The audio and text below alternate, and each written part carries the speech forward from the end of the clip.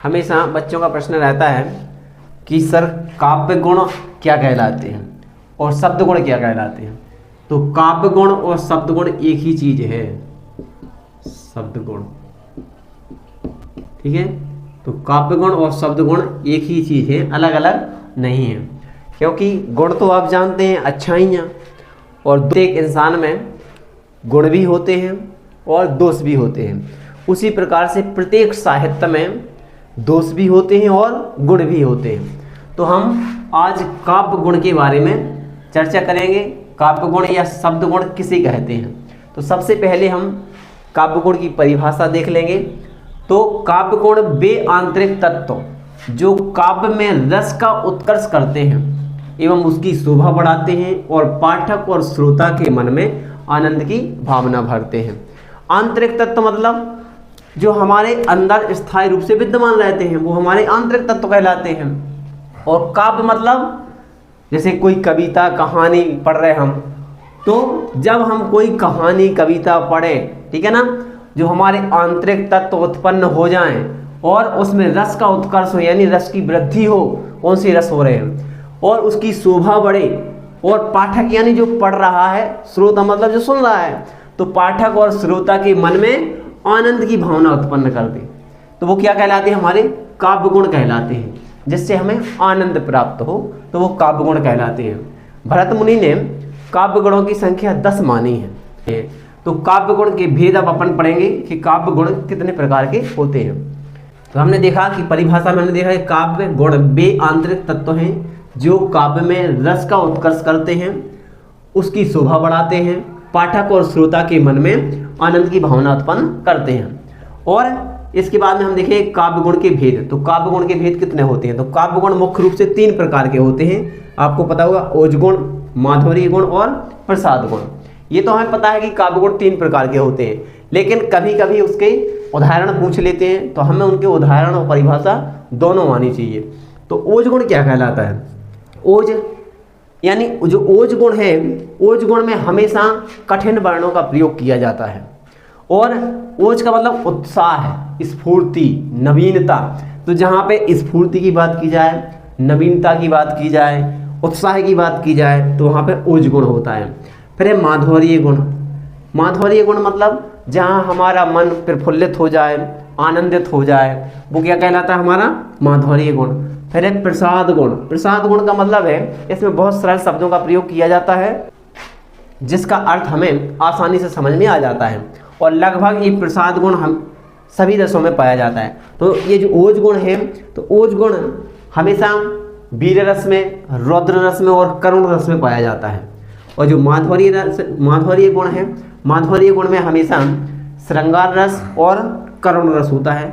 और प्रसाद गुण में लगभग सभी रस पाए जाते हैं। तो हम इनकी एक एक करके परिभाषा देखेंगे और उदाहरण देखेंगे, तब हमें ये अच्छे से समझ में आएगा। तो काव्य गुण के भेदों के अंतर्गत हमारा सबसे पहला है ओज गुण। ओज गुण क्या कहलाता है। ओज गुण की हम सबसे पहले परिभाषा लिखेंगे, इसके बाद में हम इसको समझने की कोशिश करेंगे। तो ओज गुण जिस काव्य को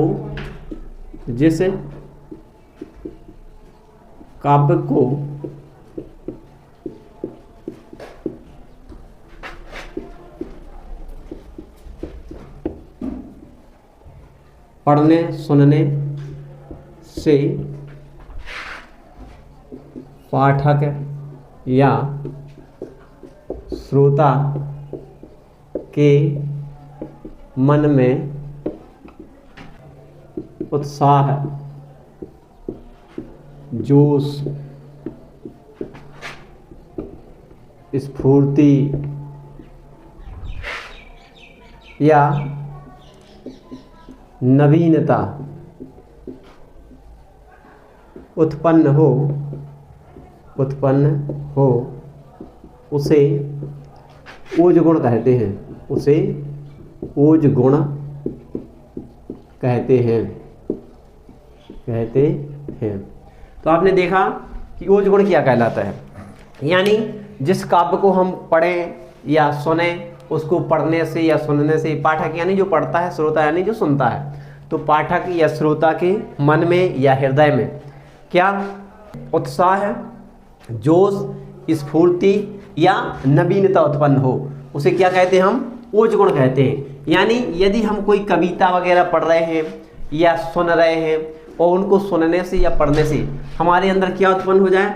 उत्साह उत्पन्न हो जाए, या जोश उत्पन्न हो जाए, स्फूर्ति उत्पन्न हो जाए, या नवीनता उत्पन्न हो जाए, तो उसे ओज गुण कहते हैं। इसमें जितने भी उदाहरण हैं वो वीर रस के आते हैं। और इसमें कौन कौन सा रस पाया जाता है वो भी अपन देख लेंगे, कौन कौन से रस पाए जाते हैं। तो इसमें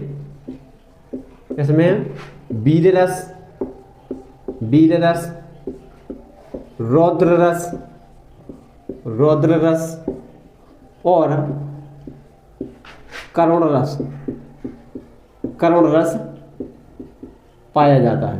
तो कौन कौन से रस पाए जाते हैं? वीर रस, रौद्र रस और करुण रस पाए जाते हैं। यदि आपसे पूछा जाए कि काव्य गुण के अंतर्गत जो ओज गुण है, तो ओज गुण की विशेषताएं लिखिए। तो ओज गुण की विशेषताएं में हम लिख सकते हैं, पहली विशेषता ये लिख सकते हैं कि ओज गुण के अंतर्गत उत्साह, जोश, स्फूर्ति एवं नवीनता आती है। और दूसरा लिख सकते हैं हम, दूसरी विशेषता लिख सकते हैं वीर रस, रौद्र रस और करुण रस की प्रधानता होती है। इसमें लंबे लंबे सामासिक पद लिखे जाते हैं और का वर्ग एवं टा वर्ग का प्रयोग किया जाता है। तो यहाँ पे जैसे उत्साह, जोश, स्फूर्ति, नवीनता वीर रस के अंतर्गत और रौद्र रस के अंतर्गत जो उदाहरण आते हैं वो हमारे ओज गुण के हैं। यानी हमें यदि वीर रस का उदाहरण याद है या रौद्र रस का उदाहरण याद है तो हम ओज गुण में भी लिख सकते हैं। ओज गुण का जो उदाहरण है, उदाहरण लिखेंगे हम, उदाहरण में लिखेंगे, जैसे एक उदाहरण है अपने वीर रस का, बुंदेले हर बोलों के मोह, बुंदेले हर बोलों के मोह, बोलों के मोह हमने सुनी कहानी थी, हमने सुनी कहानी थी, खूब लड़ी मर्दानी वह तो झांसी वाली रानी थी। खूब लड़ी मर्दानी, खूब लड़ी मर्दानी वह तो झांसी वाली रानी थी, झांसी वाली रानी थी। तो ये उदाहरण हमारा ओज गुण का हो जाएगा। और यदि उदाहरण आपको वीर रस का पूछा जाता है तो भी आपका यही उदाहरण चल जाएगा वीर रस में। एक और देख लेंगे इसका उदाहरण, जैसे एक और उदाहरण है, मैं सत्य कहता हूँ, मैं सत्य कहता हूँ सखे, मैं सत्य कहता हूँ सखे, सुकुमार ना मानो मुझे, सुकुमार ना मानो मुझे, मैं सत्य कहता हूँ सखे, सुकुमार ना मानो मुझे, यमराज से भी युद्ध को सदा प्रस्तुत मानो मुझे, सदा प्रस्तुत मानो मुझे। ये वक्तव्य किसके थे? अभिमन्यु के थे। जब वो महाभारत में लड़ने के लिए जा रहे थे, उन्हें रोका जा रहा था, तब उन्होंने कहा था कि मैं सत्य कहता हूँ सखे, सुकुमार ना मानो मुझे, और यमराज से भी युद्ध को, यानी मेरे सामने युद्ध में यदि यमराज भी आ जाएगा तो उससे लड़ने के लिए भी मैं हमेशा तैयार रहूँगा, प्रस्तुत रहूँगा। तो इसमें क्या आ रहा है? उत्साह उत्पन्न हो रहा है, नवीनता आ रही है। इसी प्रकार से इन पंक्तियों में क्या उत्साह उत्पन्न हो रहा है, जोश उत्पन्न हो रहा है, जिसको पढ़ने से उत्साह, जोश, स्फूर्ति एवं नवीनता उत्पन्न हो से ओज गुण कहते हैं। तो ये हमारा ओज गुण हो गया। ओज गुण की जो परिभाषा आपने देख ली और उसका उदाहरण आपने देख लिया है। इसी प्रकार से हमें माधुर्य गुण और प्रसाद गुण भी देखना है। दूसरा है हमारा माधुर्य गुण। तो माधुर्य गुण क्या है? सबसे पहले हम इसकी परिभाषा लिखेंगे, माधुर्य गुण आखिर है क्या। तो जिस काव्य को पढ़ने हमें उसी प्रकार से परिभाषा लिख देना है, ठीक है ना। जिस काव्य को पढ़ने या सुनने से मन खिल जाए या आनंद से भर जाए, आनंद से भर जाए या द्रवित हो जाए, द्रवित हो जाए, द्रवित हो जाए, उसे माधुर्य गुण कहते हैं, माधुर्य गुण कहते हैं। तो जिस काव्य को पढ़ने से या सुनने से क्या हो जाए, हमारा मन खिल जाए, आनंद से भर जाए और मन द्रवित हो जाए, उसे माधुर्य गुण कहते हैं। यानी हम यदि किसी काव्य को पढ़ रहे हैं या किसी दृश्य को देख रहे हैं, जिसको देखने से या पढ़ने से या सुनने से हमारा मन आनंद से भर जाए, द्रवित हो जाए, खिल जाए, खुशी उत्पन्न हो जाए, तो उसे क्या कहते हैं, हम माधुर्य गुण कहते हैं। इसमें मुख्य रूप से श्रृंगार रस पाया जाता है। कौन सा? श्रृंगार, श्रृंगार रस और करुण रस, करुण रस इसमें भी पाया जाता है, करुण रस। और माधुर्य गुण में हमेशा श्रृंगार रस के जितने उदाहरण हैं वो माधुर्य गुण के अंतर्गत आ जाएंगे। तो इसका हम पहला उदाहरण देखेंगे। पहला उदाहरण है जैसे बसो मेरे नैनन में नंदलाल, बसो मोरे नैनन, नैनन में नंदलाल, बसो मोरे नैनन में नंदलाल। ये कौन सी रस का उदाहरण है? ये श्रृंगार रस का उदाहरण है। तो बसो मोरे नैनन में नंदलाल, यानी श्रृंगार रस के जितने उदाहरण हैं वो हमारे माधुर्य गुण के अंतर्गत आ जाएंगे। उदाहरण देखेंगे हम, जैसे मैया, मैया में नाही माखन खाओ, मैया में नहीं माखन खाओ। तो ये उदाहरण श्रृंगार रस का है, मैया में नहीं माखन खाओ, ये माधुर्य गुण के अंतर्गत आ जाएगा।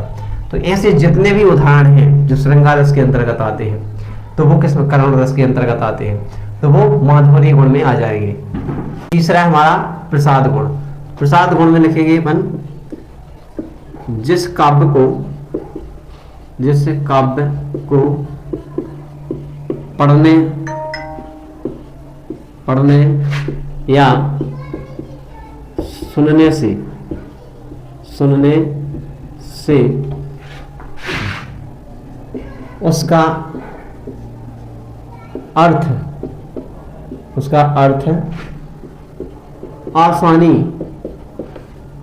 आसानी से समझ